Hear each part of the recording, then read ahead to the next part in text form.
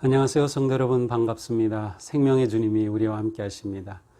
우리와 함께 하시는 주님을 찬양합니다. 기도합니다. 하나님, 주님의 이름을 찬양합니다. 우리와 함께 하시는 주님을 경배합니다. 오늘 또 우리의 삶 속에서 주님을 높이며 또 주님을 따르며 온전히 주님께 우리의 삶이 아름다운 향기로 드려질 수 있도록 인도하여 주시옵소서.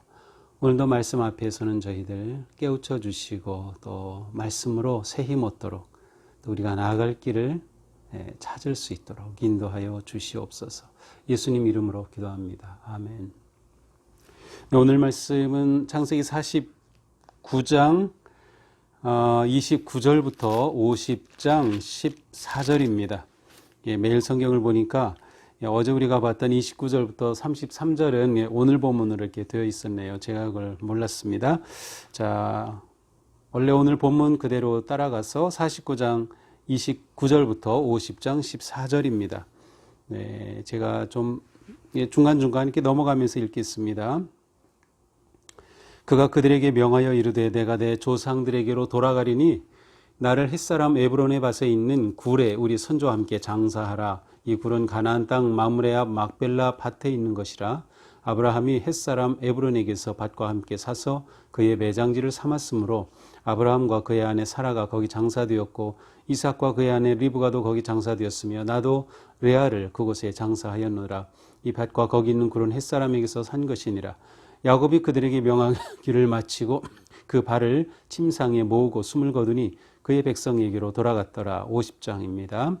요셉이 그의 아버지 얼굴에 굽으려 울며 입 맞추고 그 수종드는 의원에게 명하여 아버지의 몸을 향으로 처리하게 하매 의원이 이스라엘에게 그대로 하되 40일이 걸렸으니 향으로 처리하는 데는 이 날수가 걸림이며 애굽 사람들은 70일 동안 그를 위하여 곡하였더라.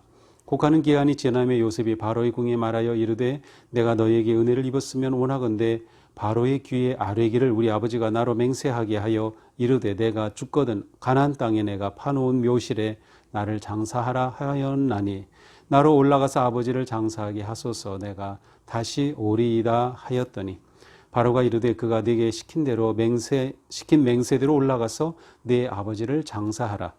요셉이 자기 아버지를 장사로 올라가니 바로의 모든 신하와 바로의 궁의 원로들과 애굽 땅의 모든 원로와 요셉의 온 집과 그의 형제들과 그의 아버지들의 집이 그와 함께 올라가고 그들의 어린아이들과 양떼와 소떼만 고센 땅에 남겼으며 병거와 기병이 요셉을 따라 올라가니 그때가 심히 컸더라.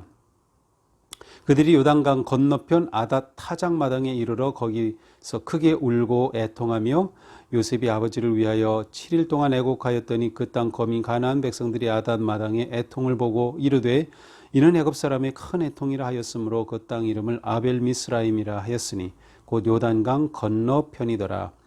야곱의 아들들이 아버지가 그들에게 명한 대로 그를 위해 따라 행하여 그를 가나안 땅으로 메어다가 마므레 앞 막벨라 밭 굴에 장사하였으니 이는 아브라함이 헷 족속 에브론에게 밭과 함께 사서 매장지를 삼은 것이더라.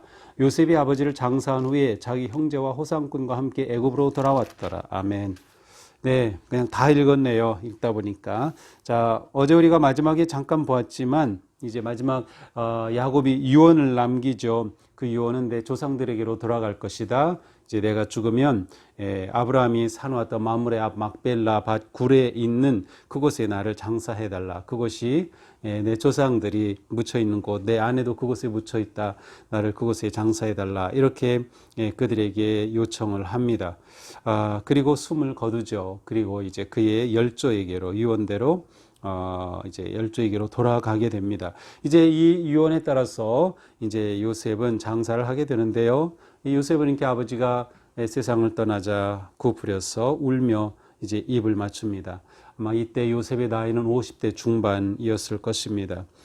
이제 이 야곱은 요셉이 총리 대신이니까 이 큰 지 높은 요셉의 아버지이기 때문에 이 야곱을 그 당시 이집트의 그 어떤 매장의 방법에 따라서 특별히 그 지위가 높은 사람에게 했던 그 방식으로 이제 장례를 준비하죠.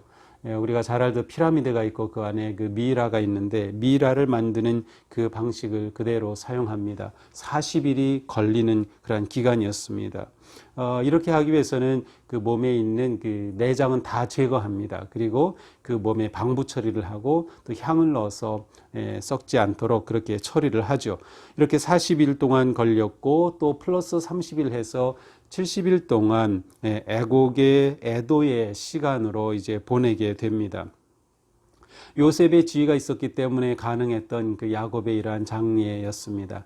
야곱은 죽어서 이렇게 화려한 장례로 그 인생을 마지막 남기고 있습니다. 곡하는 모든 애도의 기간이 이제 끝나자 요셉이 이제 바로에게 부탁을 요청합니다. 이 요셉이 직접 바로에게 가서 우리 아버지가 별세하셨고 이렇게 유언을 남겨서 이제 가나안으로 이제 가서 장사해야 되겠습니다. 이렇게 직접 가지 못하고 누군가를 시켜서 이제 신하를 시켜서 그렇게 부탁을 하죠. 바로 귀에 좀 아뢰 주십시오. 그것은 그 당시에 곡하는 사람들 또 시체를 만지거나 한 사람들은 부정하기 때문에 곧장 그 왕을 바로를 만나는 것은 금지되어 있었기 때문이라고 생각이 됩니다. 자, 이렇게 해서 결국 모든 방부 처리가 끝나고 이제 야곱의 시신은 가나안으로 옮겨지게 되죠.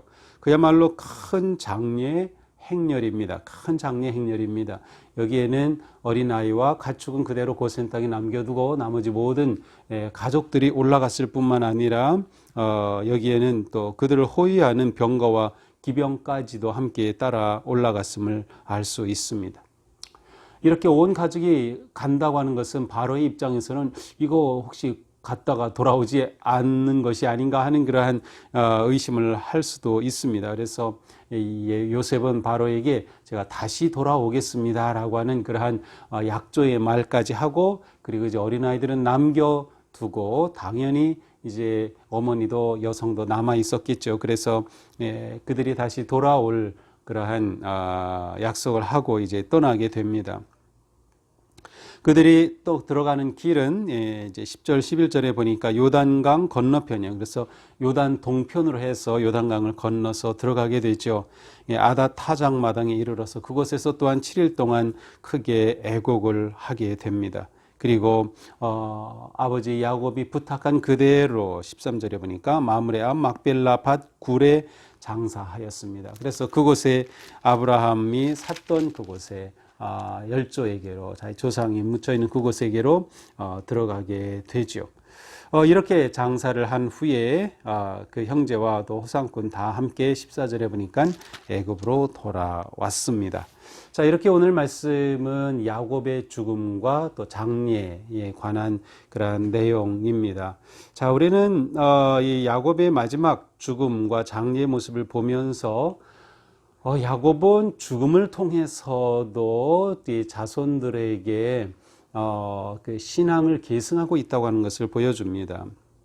자, 일단 그는 자기가 죽었을 때 이곳에 묻어달라라고 함으로 또 그리고 실제로 야곱의 모든 자손들이 그 가나안 땅에 다시 갔다가 오잖아요. 그 과정을 통해서 이렇게 우리의 본거지는 바로 여기구나라고 하는 것을 자손들이 몸으로 기억하게 하였습니다. 이것은 굉장히 중요하죠.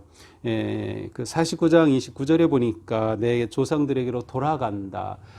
야곱은 내가 죽는다라는 표현이 아니라 조상에게로 돌아간다라는 표현을 하면 이것은 기독교인들이 오랫동안 사용했던 그러한 표현입니다. 우리가 죽는다는 것은 단지 죽는 게 아니라 아버지께로 돌아가는 것입니다. 그래서 우리 그리스도인들에게는 고향 플러스 본향이 있습니다. 예전에는 찬송가에도 본향이란 단어 많이 사용하고 그러는데 요즘은 이 본향이란 단어를 거의 쓰지 않습니다. 이게 어떻게 보면 우리의 신앙이 본향, 천국에 관한 그 믿음이 좀 약해져서가 아닌가 하는 생각도 하게 되는데요. 우리들에게는 본향이 있습니다. 돌아가야 할 곳입니다. 아버지께서, 하나님께서 우리를 지으시고 또 우리를 부르시는 아버지의 다스리시는 그 나라 본향이 있죠. 바로 야곱은 그가 돌아가야 할 곳이 있음을 자손들에게 깨우쳐 주는 셈이죠. 그리고 그들이 이 믿음을 갖기를 원하였음을 알 수 있습니다. 이렇게 하여 야곱은 자손들에게 그 믿음을 전수하고 계승하였습니다. 이것이 굉장히 중요합니다. 야곱은 자신의 죽음을 통하여서도 자손들에게 여호와 하나님 그 언약의 약속을 상기시키며 그들의 믿음을 계승하고 있음을 볼 수 있습니다. 자, 이 야곱의 가족이 이제 장례를 위해서 이주하는 모습을 보면 이 모습에서 우리는 무엇을 볼 수 있는가 하면 이것이 어떻게 보면 예비 출애굽과 같습니다. 어떤 분들이 이것을 첫 번 출애굽이다 이렇게 말합니다. 야곱의 온 가족이 애굽을 떠나서 실제로 나중에 이제 400년 후에 있었던 출애굽 때에도 요단강 동편으로 들어갔어요. 근데 오늘 본문에서도 요단강 동편으로 해서 들어갔습니다. 자, 이렇게 그의 가족들이 400년 전에 이렇게 야곱을 장사하기 위해서 요단 동편으로 갔다라고 하는 이 역사적인 사실과 흔적은 실제 출애굽 당시에 하나님께서 그들을 이끌어 가심을 따라가야 하지만 동시에 그들에게는 그것이 앞으로 가야 할 길을 예표하는 것이었습니다. 그러니까 야곱의 장례 행렬은 첫 번 출애굽의 행렬이라고 하는 굉장히 중요한 이미지를 가지고 있습니다. 다시 말하면 야곱은 자손들이 앞으로 걷게 될 그 믿음의 길을 개척해 준 셈이에요. 자손들이 나아갈 믿음의 길을 보여준 셈이에요. 정말로 중요하죠. 이 첫 번 출애굽처럼 그 다음에 있는 진정한 두 번째 출애굽 아니면 진정한 그 출애굽의 역사는 바로 이 야곱의 장례 행렬을 그대로 따라간 길이 된 셈입니다. 결국 이 야곱은 죽어서도 자손들에게 믿음의 유산을 남기고 있음을 볼 수 있습니다. 야곱은 그의 모든 생명을 다하여 147세에 별세하였습니다. 그가 이렇게 살아오기까지 그는 하나님께서 자신의 조상들을 통해 자기들을 불러서 세우신 그 언약을 붙잡고 있었고 그는 그러한 점에서 사명의 사람이었습니다. 야곱이 사명을 가지고 있었기 때문에 야곱은 바로 끝까지 희망을 가지고 살 수 있습니다. 사명이 있는 사람은 어떤 상황에서도 희망을 포기하지 않습니다. 이것이 오늘 우리에게 필요한 믿음입니다. 우리는 하나님이 우리를 부르신 사명이 있기에 어떤 상황에서도 우리는 포기하지 않습니다. 희망을 가지고 코로나가 계속되지만 우리는 낙담하지 아니하고 또 우리의 경제적인 어려움과 물질적인 곤궁에 빠져 있지만 그러나 우리는 결코 낙담하지 아니하고 하나님께서 약속하신 그 길과 세계를 기대하면서 희망의 길을 걸어가는 것이죠. 뿐만 아니라 야곱은 그의 모든 사명이 완수되었을 때 그는 기꺼이 죽음 앞에 담대하게 들어갔습니다. 사명이 있는 사람은 어떤 상황에서도 희망으로 살아가며 사명을 완수한 사람은 당당하게 죽음의 길을 걷는다는 것이죠. 더 나아가서 죽음을 통해서도 유익한 인생이 될 수 있다는 것이에요. 저는 저의 죽음이 유익한 인생이 될 수 있다면 얼마나 보람된 인생일까 하는 생각을 또 해봅니다. 우리의 죽음조차 유익함이 될 수 있다면 나의 죽음조차 자손들에게 믿음의 계승이 되고 은혜의 길을 열어줄 수 있다면 그것은 정말 거룩하고 의미 있는 복된 삶이라고 생각됩니다. 우리가 나이가 이제 젊은 분도 많이 계시지만 또 연세 드신 분도 있으니까 그래도 우리의 죽음을 한번 생각해 보면서 또 자손들에게 내가 무슨 유언 아니면 무슨 유산을 남길 것인가, 자손들을 위한 믿음의 길을 내가 열어주는 인생을 가고 있는가, 다음 세대를 위한 우리의 삶인가 하는 것을 깊이 생각해 봐야 하겠습니다. 네, 오늘도 우리가 하루 살 때에 나는 하나님께서 구원하여 주시고 내게 하나님은 큰 뜻과 계획을 가지고 계시는 사명자의 사람이다 라고 하는 것을 잊지 마시고 오늘도 주님의 그 사명 따라서 담대하게 희망의 길을 걷는 복된 우리 모두가 되기를 축복합니다. 기도합시다.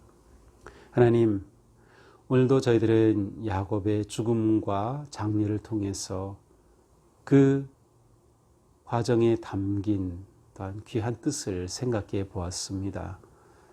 저희들의 삶이 야곱처럼 사명자의 삶, 그리고 다음 세대에게 생명의 길을 열어주고 은혜의 길을 열어주며 믿음을 계승할 수 있는 저희들로 삼아 주시옵소서. 저희들의 약한 믿음 강하게 하여 주시고 코로나의 아픔과 위기 속에서도 저희들이 믿음 잃지 않도록 주님 잡아 주시옵소서. 온전히 주님을 의지합니다. 주님 바라봅니다. 주님 크신 사랑과 은혜로 인도하여 주시옵소서. 예수님 이름으로 기도합니다. 아멘. 네, 오늘도 믿음으로 담대히 나아가는 우리 모두가 되기를 축복합니다. 사랑합니다.